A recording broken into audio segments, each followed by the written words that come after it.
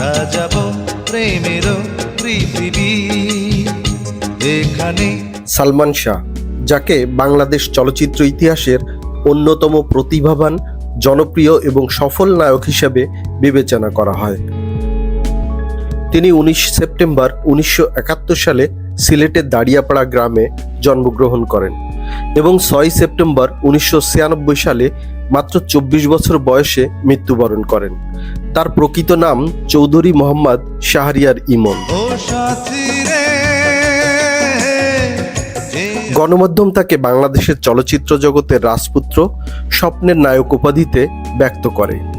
Television নাটক দিয়ে তার অভিনয় জীবন শুরু হলেও 1993 সালে সোহানুর রহমান সোহান পরিচালিত কেয়ামত থেকে কেয়ামত সিনেমার মাধ্যমে তার বাংলা চলচ্চিত্রে অভিষেক হয়।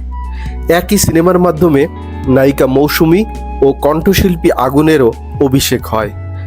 মাত্র 3.5 বছরের মতো স্বল্প সময়ের ক্যারিয়ারে তিনি সর্বমোট 27টি চলচ্চিত্রে অভিনয় করেন।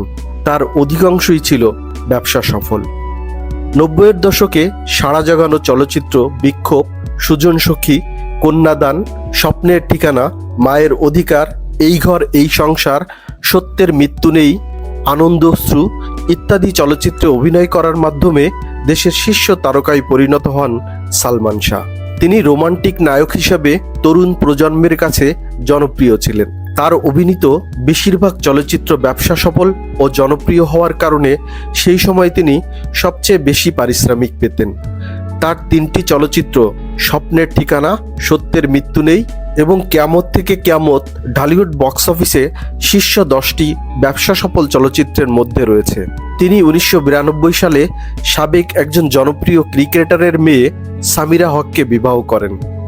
খ্যাতির চূড়ায় থাকা সালমান শাহ 1996 সালের 6 সেপ্টেম্বর ঢাকা ইস্কাটন প্লাজায় নিজ ফ্ল্যাটে মৃত্যুবরণ করেন।